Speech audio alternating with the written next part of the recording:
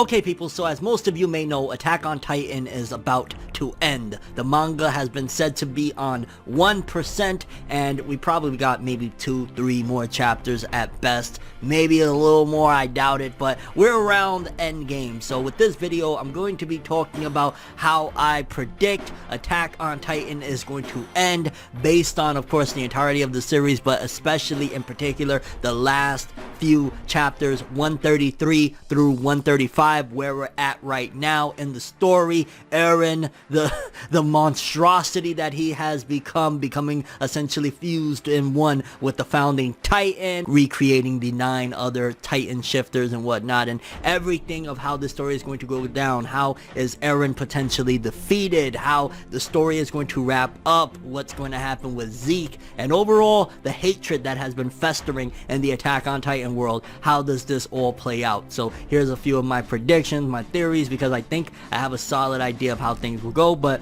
you never know. I say we gonna do what we do, no matter how you move, make your move. That's how it be though. So one of the big things immediately that I think about now that we're in Endgame, and we've been in Endgame for quite some time, but in particular, especially now, is something that Eren said, and I want to say it was chapter 133, a couple chapters ago now, and that was when he brought everybody into that zone, that area of the founding Titan, because they were like saying, hey, we need to talk to him, and he could pretty much hear, because Eren is essentially almost like a god now. And if anybody have read Magi, the ending of Magi, this ending is reminding me a lot of the ending of Magi. And if you would kind of put things together, it's almost as if Eren is kind of like what Sinbad was at that particular point, without getting into too spoilerific territory. It kind of feels that way. And then the test that he put Aladdin, all them through, because essentially it is said that Eren, again, he's like a god, he could do whatever. So he's basically sparing them because there's probably a part of him that still doesn't completely want to go along with his overall objective.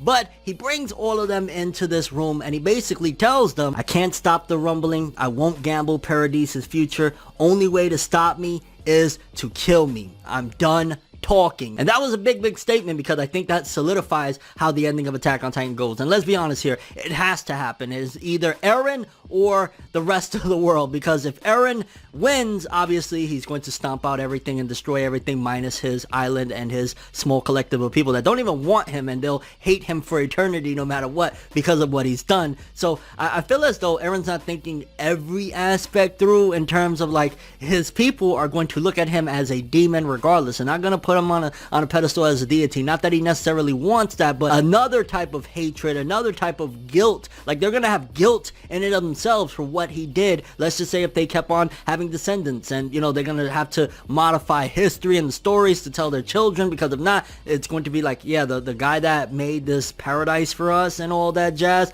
he stomped out and murdered the rest of the world. He was a crazy genocidal psycho. So essentially there's a problem in there as well. But nevertheless, I think that that's a very true statement of, in order for things to end, Eren is going to have to die. And I'm going to start off with one of the big things, and I've kind of hinted at this before, but I'm almost sold on this idea at this particular point, that the person to, as a matter of fact, you know what, I gotta start off with a quote, right? And I can't remember where I've heard this from, but I definitely feel as though that this is one of the things, because remember, the theme of Attack on Titan from jump is freedom. Eren is still technically fighting for freedom, because he knows if he takes the L, if he goes down, or in his ideals, the way he feels, that they're never going to let Paradise be, or the people from Paradise, the Eldians and all that, be free. They're always going to be treated as, you know, just animals and caged and suffering and all that stuff, especially because of what he's done. So he's running with that mindset of, we still need freedom. What is one of the things that they say? If you truly love someone, set them free. And I feel as though Mikasa's love for Eren, in order for her to truly take that final step and showcasing, yo, I really love this man, she's gonna have to set him free. I feel as though Mikasa is going to have to be the one to end Eren's life. Right now, where we're headed, based on the latest couple of chapters where Armin was swallowed up, Armin is probably going to be the one, the first one to encounter Eren and try and have a dialogue face to face with him, opposed to, or aside from what happened when he showed up there with the founding Titan next to him. He's gonna probably have that heart to heart, possibly a battle of some sort. Maybe he's going to turn into the Colossal, depending on exactly how that works and whatnot. But Armin is going to be the first one. I think it's going to serve as a great distraction and something that'll a little bit tear down somewhat of Eren's guard Mikasa is going to be the one. I think Mikasa is going to potentially even trick Eren into thinking, oh, I'm rocking with him, and then at the last second, she's going to be the one, and it's going to be brutal, and it's going to destroy all of us, because at the end of the day, I still, to a certain degree,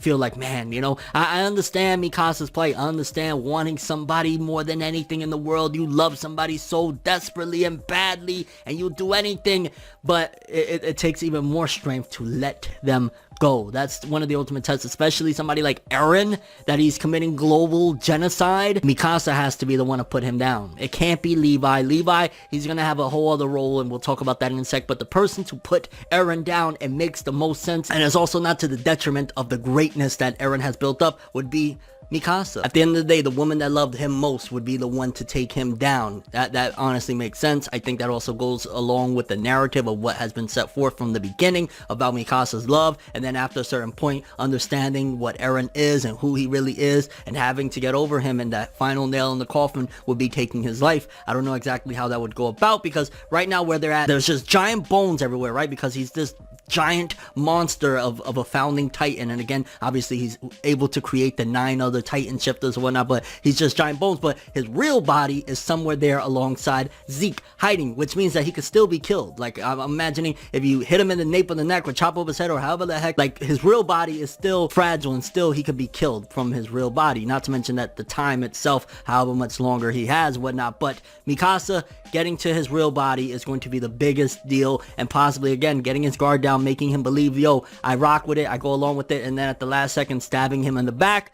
That would be poetry at its finest, at its darkest, and just tragedy all around. This series has invoked tragedy for a long time now, and I think that ultimately that's going to be the ending to Eren Yeager's life. Everything, the grandioseness, but the one that loved him the most, the simplest of it all, will be the one to tear him down and finish off his legacy, which is so sad, because at the end of the day, he's not necessarily wrong. He wants to free his people by any means necessary, and I understand and I sympathize with that. It's just the way he's going about it is hard to justify. Like, yo, you are committing global genocide. I get it, you feel oppressed, but goddamn, yo.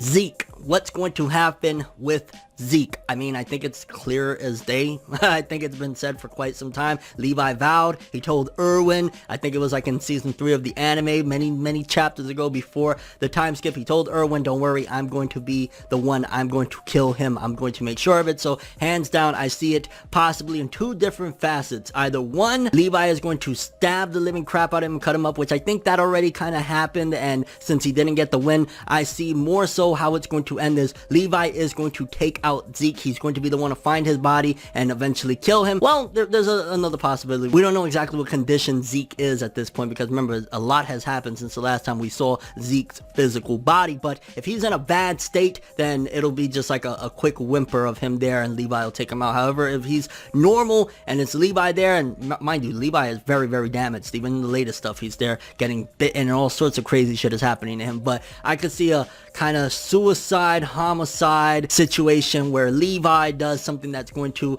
kill Zeke, but at the same time at the cost of Levi's life. Because I don't know, I honestly don't know how many people are going to make it out of all this. I said this before and I'll say it again. The author Hajime Isayama said a long time ago that he was changing his ending. Originally he had that like everyone was going to die, but he felt that was irresponsible. I think he changed his mind again, because we've seen death after death, Hanji, everybody. I would not be surprised if barely anybody, maybe Armin might be one of the few, or Mikasa, or both of them might be some of the few to survive this whole ordeal. But I see like Connie probably is going to die, possibly even John. Like, I don't see many of these people surviving, let alone Levi. Like, Levi is one hair away from complete death, so I definitely see Levi is going to kill Zeke, but at the cost of his own life. And it's not that hard again once you find their body, and we've seen what Levi was able to do to the Beast Titan prior to this. The fact that the Beast Titan or Zeke is hiding himself in these bones means that he probably doesn't have the either ambition or just the mobility to be able to do it anymore like he was, because again, Eren is the one that's just summoning all these fake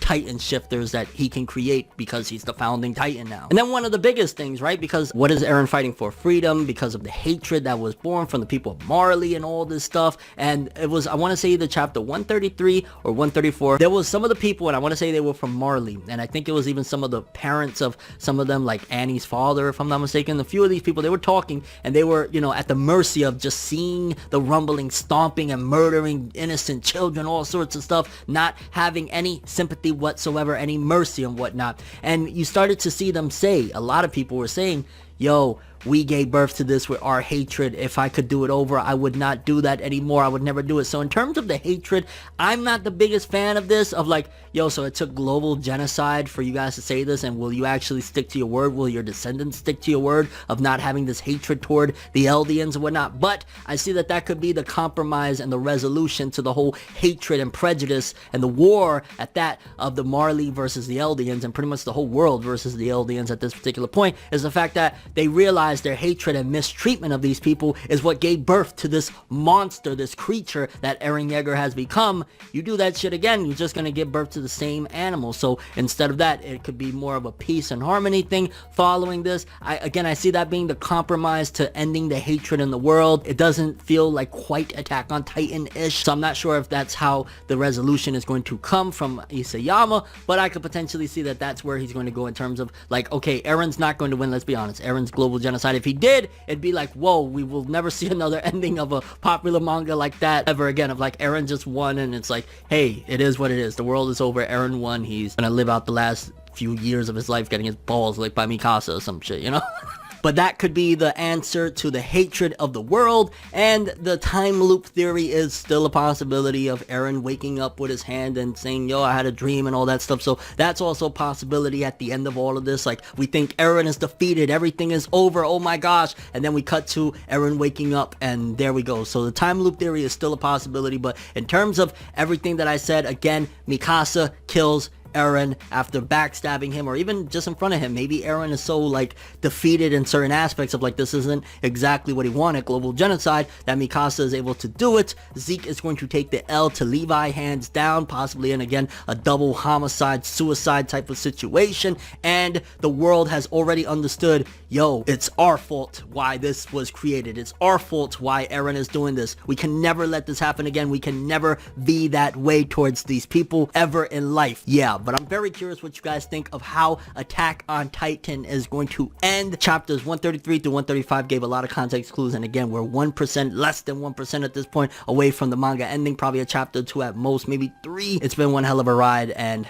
I don't see any amazing outcome in terms of like some happiness for any of the characters. It's gonna be sad one way or another. And your thoughts and expectations for Attack on Titan chapter 136 and beyond. Let's see how this shabanga ends, but I think I have a good idea. So all I have for this one though. Thanks for watching. Hope you enjoyed. If you liked anything I had to say or enjoyed the video, drop me a like. I'd greatly appreciate it. And if you want more from me, make sure to subscribe. Follow me on Twitter, Instagram. Hit that bell to get all notifications. And if you want to follow any of my other social media, links in the description below. I'm ForneverWorld, and as always, people, have an awesome day. And remember the golden rule. Anime and manga for life, boy.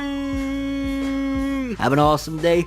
Peace in, and Attack on Titan, however it ends, I'm gonna make sure I'll be there to see it all go down. It's nights like this, and times like this, what's that I can give another hit.